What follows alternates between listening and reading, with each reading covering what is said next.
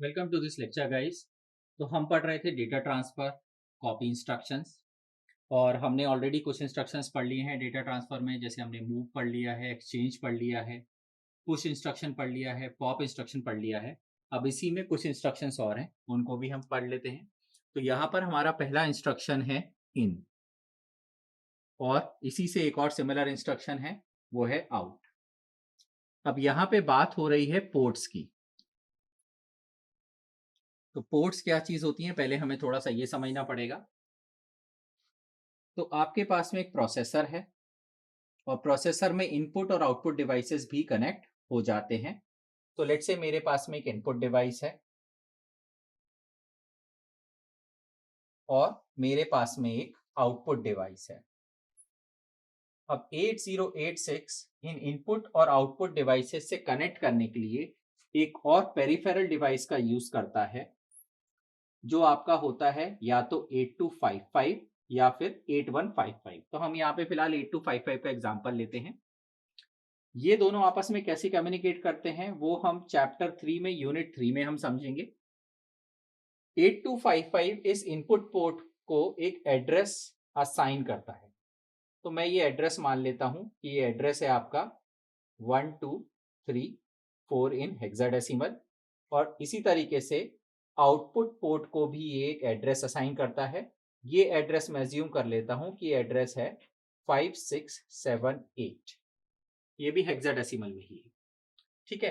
अब अगर मेरे को इस इनपुट पोर्ट से डेटा को रीड करना है तो I will be using this instruction called input. और इसी तरीके से अगर मुझे इस आउटपुट पोर्ट पर कोई डेटा भेजना है तो मैं कौन सा इंस्ट्रक्शन यूज करूंगा, आउट इंस्ट्रक्शन जो है वो मैं यूज करूंगा। एग्जाम्पल से इसको समझते हैं और क्लैरिटी आ जाएगी। तो let's say I want to use this input instruction. तो इनपुट इंस्ट्रक्शन में मैं लिखूंगा IN, और मैंने लिखा AL, और उसके बाद में मैं ये एड्रेस दे दूंगा। तो यहां पर क्या एड्रेस है आपका 1234 इन हेक्साडेसिमल। तो ये इंस्ट्रक्शन क्या करेगा, 1234 इस पोर्ट का एड्रेस है। यहां पर जो भी डेटा है वो डेटा मूव होते हुए प्रोसेसर के अंदर AL रजिस्टर में पहुंच जाएगा। तो मान लीजिए ये इनपुट डिवाइस एक कीबोर्ड हो सकता है, एक माउस हो सकता है, कुछ भी हो सकता है। तो वहां पर जो भी डेटा है, जो भी इनपुट डेटा इस पोर्ट पर फिलहाल अवेलेबल है, मैं मान लेता हूं कि वो डेटा है फिलहाल F1। तो वो डेटा कहां पर आ जाएगा, AL के अंदर आ जाएगा। तो AL रजिस्टर में कितनी वैल्यू हो जाएगी, F1 वैल्यू हो जाएगी। अब ये हो गया इसमें डायरेक्ट एड्रेसिंग। आप चाहें तो इसमें इनडायरेक्ट एड्रेसिंग भी कर सकते हैं। तो आप इस एड्रेस को सिर्फ और सिर्फ DX रजिस्टर में स्टोर करा सकते हैं। तो दूसरी पॉसिबिलिटी हो जाएगी इन AL कॉमा, और मैंने लेट से लिखा यहाँ पे DX। तो आप यहाँ पे क्या कर रहे हैं, DX रजिस्टर जो है वो आपका ऐसा रजिस्टर है जिसमें आप पोर्ट का एड्रेस स्टोर कर सकते हैं, और सिर्फ हम DX रजिस्टर ही यूज कर पाएंगे। तो DX रजिस्टर के अंदर जो भी एड्रेस है उस एड्रेस पर आपका प्रोसेसर जाएगा, उस पोर्ट पर जाएगा, और वहां पर जो भी डेटा है उस डेटा को कहां लेकर आएगा, AL में लेके आएगा। अब ये जो पोर्ट है ये 8 बिट पोर्ट भी हो सकती है और 16 बिट पोर्ट भी हो सकती है।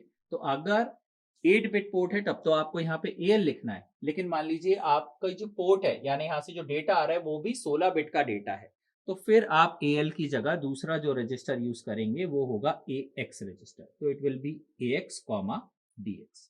तो इस तरीके से आप एक 8 बिट की पोर्ट को रीड करना है तो you would be writing input AL comma DX। अगर आपको 16 बिट की पोर्ट को राइट करना है, रीड करना है, तो आप लिखेंगे इनपुट AX कॉमा DX। ये हो गया आपका इनपुट पोर्ट। सिमिलरली आप आउट इंस्ट्रक्शन का यूज करेंगे। तो आउट इंस्ट्रक्शन में आपका आपको इस आउटपुट पोर्ट पर कुछ डेटा भेजना है, और लेट से वो डेटा है आपका रजिस्टर AL में। तो आप लिखेंगे आउट, उसके बाद में इसका एड्रेस आप लिख सकते हैं। तो मैंने यहाँ पर लिख दिया 5678 इन हेक्साडेसिमल, 78 इन हेक्साडेसिमल, और कॉमा लगा के मैंने लिख दिया जहां पे मुझे डेटा चाहिए। तो मैं सिर्फ और सिर्फ यहाँ पे AL या AH ही यूज कर पाता हूँ, AL और AX यूज कर पाता हूँ। तो मैं लिखूंगा आउट, जो मेरा पोर्ट का एड्रेस है वो, और उसके बाद में AL। तो ये इंस्ट्रक्शन क्या करेगा, AL रजिस्टर के अंदर जो भी वैल्यू है, तो मैं अज्यूम कर लेता हूं कि मेरे प्रोसेसर के अंदर AL रजिस्टर है, AL के अंदर वैल्यू है फिलहाल C2। तो ये C2 वैल्यू जो है वो उठ के कहां चली जाएगी, इस पोर्ट पर चली जाएगी। तो यहाँ पर कितनी वैल्यू आ जाएगी आपकी C2 वैल्यू इस आउटपुट पोर्ट पर पहुंच जाएगी। तो इस तरीके से आप इनपुट और आउटपुट, इन और आउट, इन दो इंस्ट्रक्शंस का उपयोग करते हुए आप जो है पोर्ट्स को हैंडल कर सकते हैं आपके प्रोसेसर में। अब 8255 और 8086 आपस में कैसे कम्युनिकेशन करते हैं, उसके लिए हमको आगे जाना पड़ेगा, यूनिट 3 में जाना पड़ेगा, वहां पर ये क्लैरिटी हमको और आ जाएगी। आगे चलते हैं डेटा ट्रांसफर इंस्ट्रक्शंस में। तो कुछ इंस्ट्रक्शंस और बचे हुए हैं यहाँ पर। तो उसमें से पहला है आपका पुश एफ इंस्ट्रक्शन। तो पुश टू स्टैक मेमोरी, और क्या पुश कर रहे हैं आप, तो एफ स्टैंड्स फॉर फ्लैग।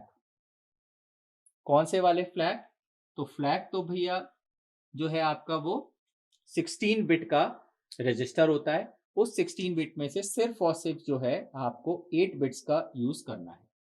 तो 16 बिट के रजिस्टर में से जो लोअर 8 बिट्स हैं वो आपकी कहाँ चली जाएंगी, स्टैक मेमोरी में चली जाएंगी।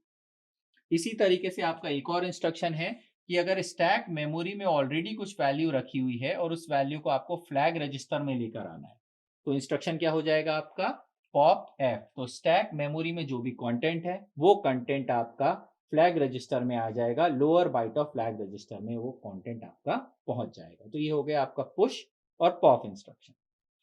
इसी तरीके से फिर आगे और इंस्ट्रक्शन है आपके, वो है आपका LEA।